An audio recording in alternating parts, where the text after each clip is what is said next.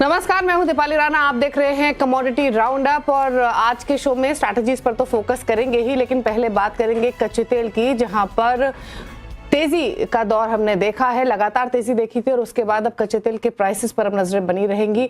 आगे की स्ट्रैटेजी को समझेंगे, क्या डायरेक्शन रह सकती है, क्या ट्रिगर्स रहेंगे कच्चे तेल के लिए, उस पर करेंगे चर्चा।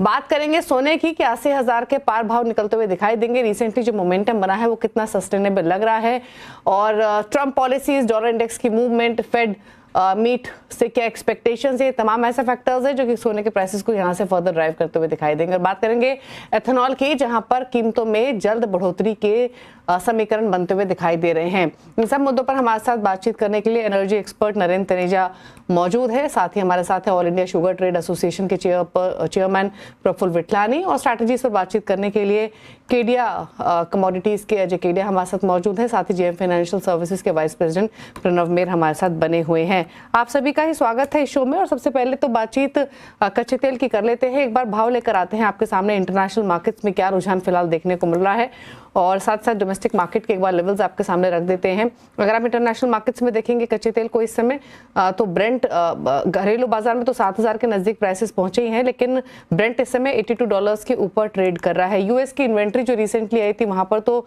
कमी देखने को मिली ही थी, लेकिन वापस से थोड़े सप्लाई कंसर्न्स इमर्ज हुए हैं। और साथ ही साथ सबसे बड़ी जो डेवलपमेंट हुई है वो हुई है इजराइल और रशिया के बीच में जो लगातार तनातनी बनी हुई थी, वो कहीं ना कहीं थमती हुई अब दिखाई देगी। तो उसके कारण भी यहाँ पर एक्शन बनता हुआ दिखाई दिया है। एग्जैक्टली हो क्या रहा है, यूएस सैंक्शंस जो हैं अगेंस्ट रशिया के, उसके मायने क्या हैं और किस डायरेक्शन में ये प्राइसेस अब जा रहे हैं, इन सब मुद्दों पर करते हैं फोकस। मिस्टर नरेंद्र तनेजा हमारे साथ बने हुए। तनेजा जी नमस्कार, स्वागत है आपका।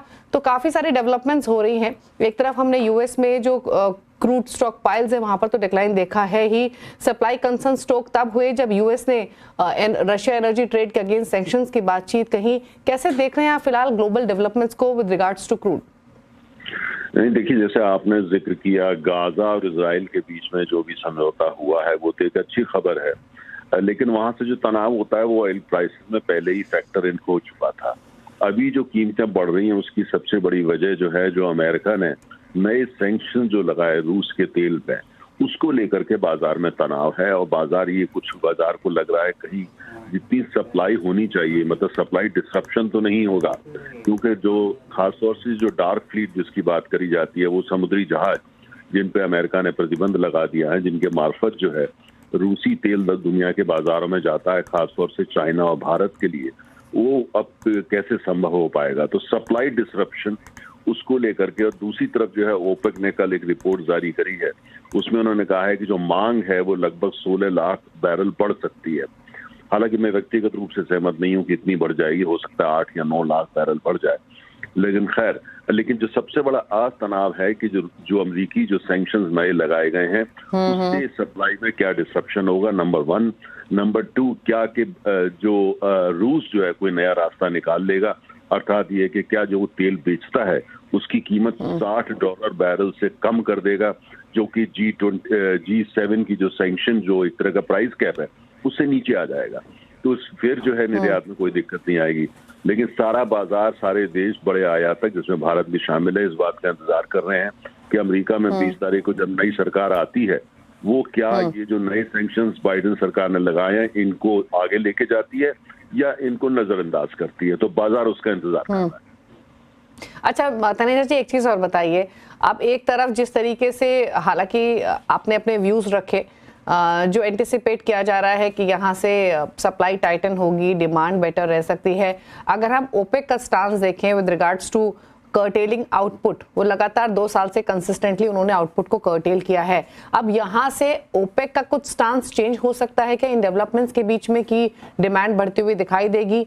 हालांकि रीसेंट रैली जो प्राइसेस में रही है वो भी एक इंपॉर्टेंट ट्रिगर रहेगा ओपेक के डिसीजन के पीछे।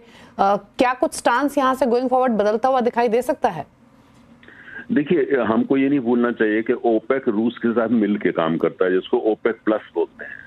उनका जो भी फैसला होता है वो आमतौर से रूस जो है उसके साथ अलाइंड होके करते हैं।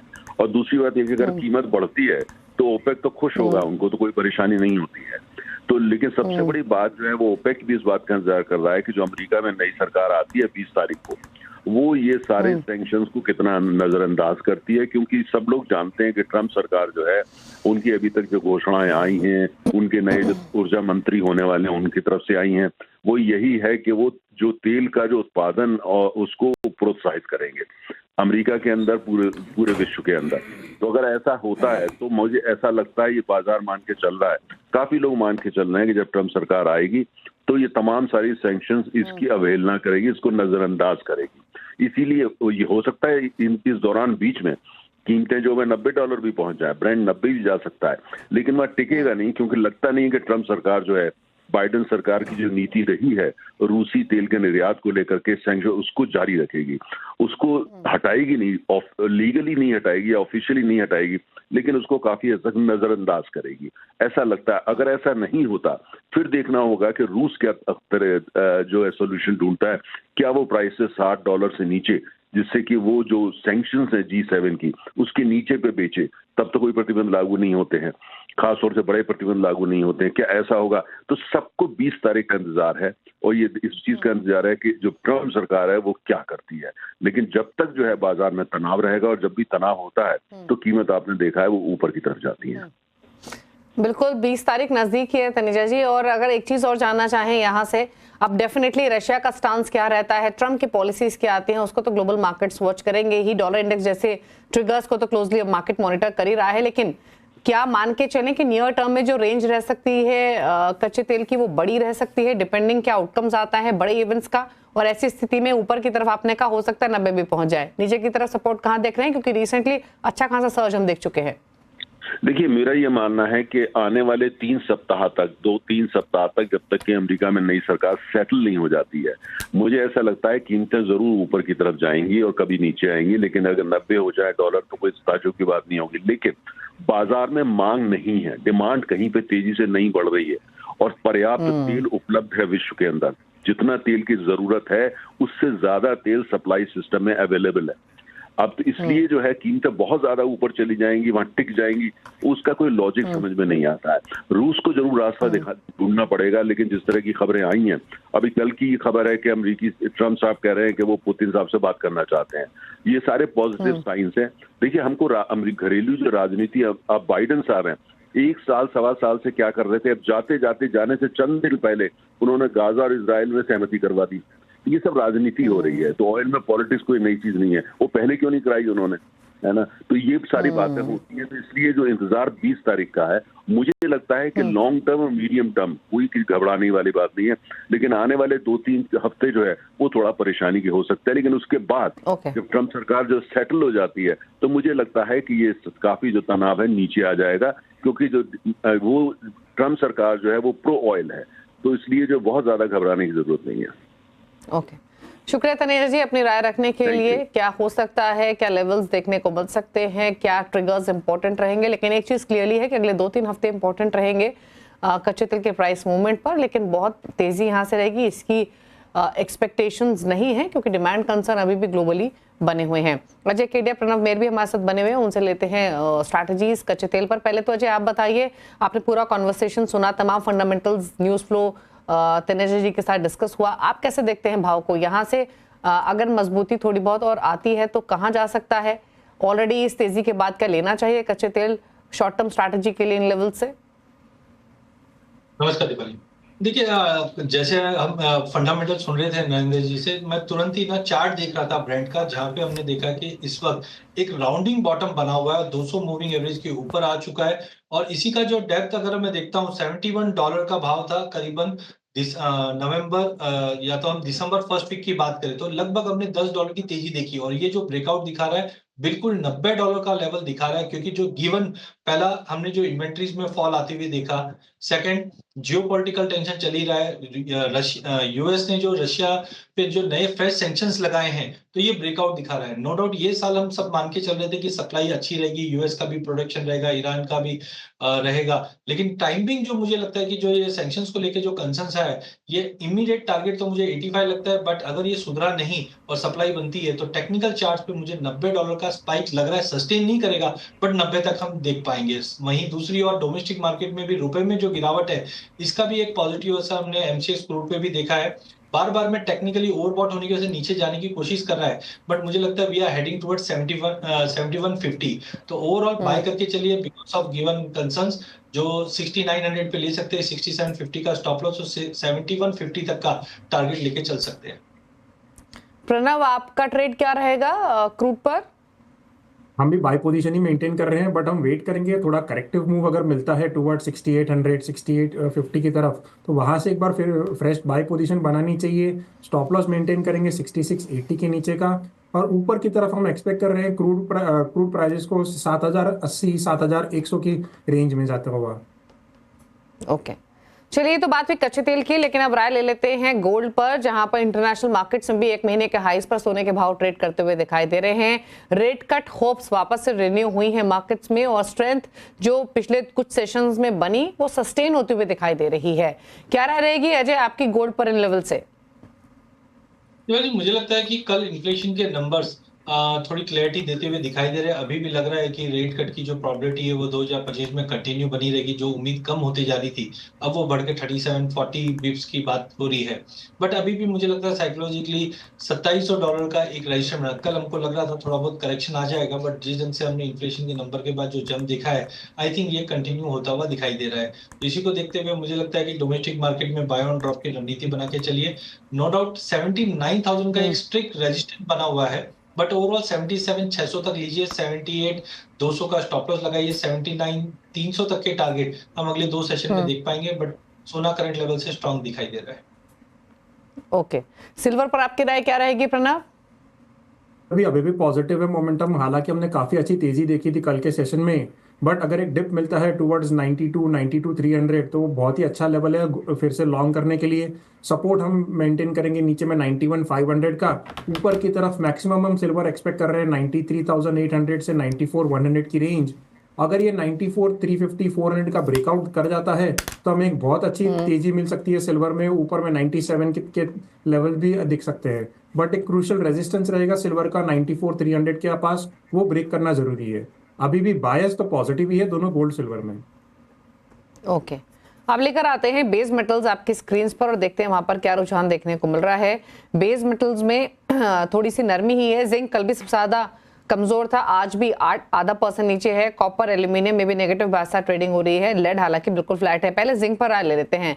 अजय, कैसे देखते हैं आप जिंक के भाव को? लगातार हमने सॉफ्टनेस देखी है जो कि परसिस्ट कर रही है, इन स्तरों से भी नीचे जाने की प्रोबेबिलिटी है जिंक में? देखिए, पूरे बेस मेटल पैक में 15 दिनों में हमने देखा चाइना जिस ढंग से स्टेपिंग कर रहा है वो कहीं ना कहीं पूरे बेस मेटल को सपोर्ट कर रहा है। No doubt as compare to aluminium and copper, zinc थोड़ा सा वीकनेस इसलिए भी है क्योंकि डिमांड साइड और सप्लाई साइड दोनों ही मिसमैच जो थे पहले वो अब नहीं है। जो सरप्लस हमने पिछले साल देखा था वो अब ज्यादा नहीं रहा है, जिसकी वजह से ड्रॉप था। बट टेक्निकली मुझे लगता है कि 270 के नीचे प्राइसेस बिल्कुल होल्ड नहीं कर पा रहा है। तो आई वुड से कि बाय ऑन ड्रॉप की रणनीति बना के चलिए, जहाँ पे 271 पे लेना है, 269 का स्टॉप लॉस लगाइए, 275 तक का टारगेट रहेगा। लेकिन मेरा फर्स्ट प्रेफरेंस जो रहेगा वो एल्यूमिनियम रहेगा। जिस ढंग से यूरोप ने रशियन एल्यूमिनियम पे बैन रखा है, उसी के नतीजन हम अब 250 के करीब पहुंच चुके हैं, और हो सकता है आने वाले समय में यहाँ पे 270 तक का भी स्पाइक आ जाए। बट अगर हफ्ते भर का व्यू लेके चलते हैं तो 248 के करीब लीजिए, 244 का स्टॉप लॉस लगाइए। अगले हफ्ते तक मुझे लगता है 256 तक का लेवल हम एल्यूमिनियम में देख पाएंगे। जिस ढंग से यूरोप और रशिया के बीच में जो कंसर्न्स है, इसका इंपैक्ट पॉजिटिव पड़ेगा एल्यूमिनियम पे। प्रणव, आपको ट्रेड लेंगे बेस मेटल से? कॉपर बहुत अच्छा लग रहा है, पॉजिटिव है कॉपर में। अगर हमें 827 828 की तरफ डिप मिलता है तो बहुत अच्छा बाई है कॉपर में। 824 के नीचे का हम स्टॉप लॉस मेंटेन करेंगे। ऊपर की तरफ कॉपर को 839 845 तक आने हम देख सकते हैं आने वाले 4-5 ट्रेडिंग सेशंस में। ओके, चलिए रुक रहे हैं इसी के साथ एक ब्रेक के लिए। लौटेंगे तो एथेनॉल की खबर पर करेंगे चर्चा। प्रफुल्ल विठलानी हमारे साथ बने हुए हैं, साथ ही एग्री कमोडिटी बाजार पर भी नजर डालेंगे, लेंगे वहां पर स्ट्रैटेजीज। जब वापस आते छोटे से ब्रेक के बाद हैं कमोडिटी राउंड अप और बात करेंगे एथेनॉल की। दरअसल सरकार जल्द एथेनॉल की कीमतों में बढ़ोतरी कर सकती है। सोर्सेस के थ्रू मिली जानकारी के मुताबिक कैबिनेट की बैठक में से अप्रूवल मिल सकता है। इसे शुगर इंडस्ट्री कैसे देखती है और बजट से उनकी क्या एक्सपेक्टेशंस है, इस पर हम बातचीत करेंगे। हमारे साथ all India sugar trade association के चेयरमैन प्रफुल्ल विठलानी मौजूद है। लेकिन सबसे पहले आपको सुनवाते हैं कि सड़क परिवहन मंत्री नितिन गडकरी ने एथेनॉल पर क्या बयान दिया।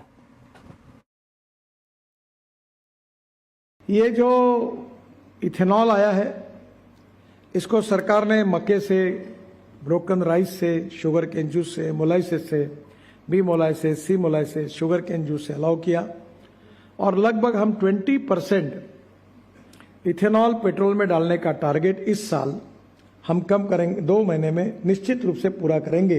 इतना उसमें बढ़ोतरी हुई है। अब 20% इथेनॉल पेट्रोल में डालने से कॉस्ट भी कम होती है और पोल्यूशन भी कम होता है। इसके अलावा अभी Tata, Mahindra, Suzuki, Toyota, Hyundai, ये 5 कंपनियां अपनी गाड़ियां 100% इथेनॉल पर बना रही है।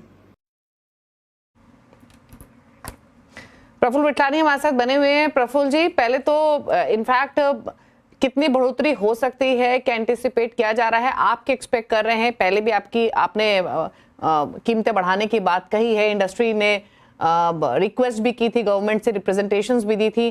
पहले बताइए क्या एक्सपेक्ट कर रहे हैं? जो सोर्सेज के थ्रू जानकारी मिल रही है कि एथेनॉल की कीमतें बढ़ाने पर डिसीजन लिया जा सकता है फ्रॉम शुगर केन और बी हेवी मोलेसेस, आप क्या एक्सपेक्ट कर रहे हैं? हमें हमारी जो डिमांड जो थी वो 10% बढ़ाने की है शुगर सिरप के लिए, और वो बेस बी हेवी और सी हेवी का बढ़ाया जाए। पर जो इंफॉर्मेशन आ रही है उस हिसाब से ये लग रहा है कि करीबन 2 या 3% ही शुगर सिरप में बढ़ेगा। तो इसका रास्ता निकालने के लिए आहिस्ता ने एक गवर्नमेंट को चिट्ठी लिखी है जिसमें हमने डिमांड की कि आप 1 नवंबर से बैकडेट से ये इम्प्लीमेंट किया जाए ताकि जो इंडस्ट्री को है वो कुछ रियायत मिले। हमें उम्मीद तो काफी समय से थी कि पूरा 10% जो ये हमें मेस या जिसको भी हाईएस्ट दिया जाए, कौन को या जिसको भी, वो सेम रेट दिया जाए। पर ये अभी उम्मीद ये है कि सिर्फ या 2 या 3% शुगर सिरप और बी हेवी में मिलेगा, और सी हेवी जो है, जो लास्ट सीजन में उन्होंने 6 रुपया 87 पैसे का एक स्पेशल दिया था, क्योंकि तब सिर्फ सी से ही इथेनॉल बनाने की परमिशन थी, वो रेगुलराइज करके उसको भी 63 रुपीस 15 पैसे किया जाएगा। ये उम्मीद हमें काफी है और जल्द ही डिसीजन हो जाएगा, ये हमारी उम्मीद है। अच्छा, जैसे आपने सुना भी नितिन गडकरी जी को, जिन्होंने कहा कि 20% का जो टारगेट है वो जल्द पूरा हो जाएगा, अगले 2 महीने की वो बात कर रहे हैं। जो ब्लेंडिंग है पेट्रोल में बाय 20%, फिलहाल कितनी हो रही है? क्या ये 15% के आसपास है और लगता है आपको कि अचीवेबल है ये टारगेट? हाँ, ये अचीवेबल है। अभी हम लोग 16% के करीब पहुंच गए और 2 महीने में 20% पे भी जा सकते हैं। और ये जो मिशन है वो प्राइम मिनिस्टर श्री नरेंद्र मोदी जी ने शुरू किया था और नितिन गडकरी फ्रंट फुट पे थे, तो हम काफी प्रशंसा करते हैं दोनों की। और इसमें सबसे पहले आगे ये हमारी शुगर इंडस्ट्री थी जिन्होंने काफी कैपेक्स किया हुआ है इन्वेस्टमेंट। पर दुख है कि इतने बड़े कैपेक्स करने के बाद भी और प्रोडक्ट को 70 या 71 दिया जा रहा है और हमें कम दिया जा रहा है। अच्छा प्रफुल्ल जी, आपने कहा 10% आप एक्सपेक्ट कर रहे थे, आपने डिमांड 10% की थी, लेकिन 2 से 3% का हाइक होने की खबरें मिल रही हैं। 2 से 3% का अगर हाइक होता है तो आई एम श्योर थोड़ा रिलीफ तो मिलेगा, जो एंटिसिपेट कर रहे थे उतना नहीं, बट कितनी राहत रहेगी? जितनी भी राहत मिले उतनी कम है। और ये इथेनॉल जो है उसका बड़ा बेनिफिट हमें ये रहता है कि एक तो शुगर हम अगर बेचते हैं तो वो क्रेडिट पे या कैश बेसिस पे बेचना पड़ता है। शुगर को हमें करीबन एवरेज 12 मंथ्स के लिए होल्ड करना रखना है, तो कॉस्ट ऑफ होल्ड के जो है इंटरेस्ट कॉस्ट बढ़ जाती है। पर इथेनॉल में कैसा है कि एक तो जिसको भी इथेनॉल दे रहे क्रेडिट पे दे रहे तो भी हमें चिंता नहीं, क्योंकि लेने वाले सब पीएसयू है और वो हमारी कैश में तुरंत हमें पैसे आ जाते हैं 7 दिन में या 10 दिन में। तो ये बड़ा ठीक है 2 या 3%, लेकिन सभी इंडस्ट्री जो एसोसिएशन है, इस्मा है, नेशनल फेडरेशन, हम सब पूरी कोशिश कर रहे हैं कि एटलीस्ट और भी कुछ बढ़ सके तो बढ़ा जाए। इनफैक्ट इस्मा की तरफ से भी ये स्टेटमेंट्स आए थे कि अगर एथेनॉल प्राइसेस में रिवीजन नहीं किया गया तो इंडस्ट्री के लिए काफी चैलेंजिंग सिचुएशन हो जाएगी। उस पर्सपेक्टिव से मैंने पूछा कि 10% नहीं 2-3% अगर हो रहा है तो कितना रिलीफ मिलेगा कंपनीज को? क्या अभी भी जो फाइनेंशियल स्ट्रगल है वो बना रहेगा इस 2-3% के हाइक के बाद भी। दूसरी तरफ अगर हम शुगर प्राइसेस और अवेलेबिलिटी की बात करें तो किस तरीके की सिचुएशन है, क्योंकि पिछले एक साल में तो हमने प्राइसेस हल्के होते हुए ही देखे हैं। कैसी दिख रही है फिलहाल स्थिति? देखिए, एमएसपी की चीज क्या होती है कि डिमांड सप्लाई पे अप्रैल महीने से शुरुआत हो रही है। हमारी एसोसिएशन काफी समय से कह रही है कि आप जो भी बढ़ाओ, हमारा कोई पर्टिकुलर रेट नहीं है कि इतना परसेंटेज बढ़ाओ या ये बढ़ाओ, पर मैं आज इतना कह सकता हूं कि मिनिमम 35 या 36 रुपये पर किलो की एमएसपी होनी ही चाहिए। और ये पर्टिकुलरली 6 महीने के लिए रहती है कि अक्टूबर से चालू करो और ये अप्रैल तक रहे या नवंबर से अप्रैल तक, क्योंकि बाकी तो जो डिमांड सप्लाई और अवेलेबिलिटी पे रहता है, ये बार अवेलेबिलिटी थोड़ी टाइट है, तो हमें अप्रैल से तो रेट की कोई चिंता नहीं है। फिलहाल जो हम बिलो कॉस्ट ऑफ प्रोडक्शन बेच रहे हैं, ये काफी बड़ा धक्का गिर रहा है, क्योंकि ये डायरेक्टली फार्मर्स के पेमेंट करने में भी दिक्कत आ रही है। पर हमें पूरा विश्वास है हमारे डीएफपीडी पे, हमारे secretary, food secretary Sanjeev Chopra ji के, वो पूरी कोशिश में लगे हैं कि ये एमएसपी बढ़ जाए, और एमएसपी बढ़ेगी तो हमारी बैलेंस शीट में काफी फर्क आ सकता है। ओके, अच्छा, इस संक्षेप में एक लास्ट क्वेश्चन आपसे प्रफुल्ल जी, बजट नजदीक है, क्या एक्सपेक्ट कर रही है शुगर इंडस्ट्री इस बार के बजट से? शुगर में वैसे बजट पे तो कोई खास उम्मीद नहीं रहती है, क्योंकि ये कमोडिटी ऐसी है कि 12 महीने में से 6 महीना हमेशा गवर्नमेंट की नजर पे रहती है और 12 महीने भी रहती ही है। तो जब भी कोई पॉलिसी चेंज करनी है तो सेंट्रल गवर्नमेंट तुरंत करके लेती है। तो हमें तो बजट से तो कोई खास उम्मीद नहीं है, क्योंकि नीचे का कोई स्लैब नहीं है 5% के नीचे। नहीं तो हम ये कह सकते थे कि जीएसटी को 5% से 1% किया जाए, तो वो जीएसटी काउंसिल पे रहता है, बजट में नहीं रहता है। पर ये जरूर है कि हमारी एक डिमांड है जो आज हम लोग नक्की करने जा रहे हैं कि एक बार पेमेंट शुगर मिल को दिया गया जीएसटी का, अगर शुगर मिल कोई फाइनेंशियल प्रॉब्लम या हिसाब से कोई 20% ऐसी इंडस्ट्रीज है वो गवर्नमेंट को नहीं देती है, तो उसकी जिम्मेदारी ट्रेडर्स की नहीं रहनी चाहिए, वो इंडस्ट्री की रहनी चाहिए। हमने तो दे दिया है पैसा जिसका जीएसटी का रजिस्ट्रेशन है, तो हमें उस जो एक लीगल प्रॉब्लम है उससे हटाया जाए, ये हमारी रिक्वेस्ट हम फाइनेंस मिनिस्टर निर्मला सीतारमण जी को भेज रहे हैं। ओके, चलिए, शुक्रिया प्रफुल्ल जी आने के लिए शो में, और बजट एक्सपेक्टेशंस के साथ साथ एथेनॉल प्राइसेस क्या एंटिसिपेट कर रही है इंडस्ट्री, कितना बढ़ सकता है, उस पर भी अपने कमेंट्स देने के लिए अजय केडे भी हमारे साथ बने हुए हैं। अजय, क्विकली एग्री बाजार की बात करें तो क्या स्ट्रैटेजीज रहेंगी आपकी तरफ से? देखिए भाई, पूरे एग्री पैक के अंदर हमने देखा थोड़ी बहुत रिकवरी बनना चालू हो चुकी है। सबसे पहले अगर मसाले पैक की बात करें तो 2 दिन की बड़ी गिरावट के बाद हल्दी में अब सपोर्ट आता हुआ दिखाई दे रहा है। हार्वेस्टिंग स्टार्ट हो चुका है, बट मुझे लगता है इस बार यील्ड में फॉल है जो एक बड़ा ट्रिगर रहेगा। तो 14,300 पे लेना है, 14,000 का स्टॉप लॉस लगाना है। 2 दिन का व्यू लीजिए, 14,750 तक का लेवल मिल सकता है। वहीं अगर जीरे की अगर बात करें तो जीरे में गिरावट अभी भी जारी है, जिस ढंग से हम देख रहे हैं कि स्विंग के जो नंबर थे वो थोड़े से ज्यादा और कैरी ओवर स्टॉक अच्छा है, तो जीरे में अभी भी दबाव थोड़े बहुत जारी रहेगा, बट दायरे में रहेगा। तो 22,550 पे बेचना है, 22,700 का स्टॉप लॉस लगाना है, 22,200 तक का टारगेट रहेगा। लास्ट में अगर धनिये की बात करें तो काफी अच्छी गिरावट के बाद मार्केट एक बेस बना रहा है, बट अभी भी बाय ऑन ड्रॉप की रणनीति बनाना चाहिए, जहां पे 8,300 पे लेना है, 8,150 का स्टॉप लॉस रखिए, 8,700 तक के टारगेट हम 2 से 3 दिन के स्तर में देखेंगे।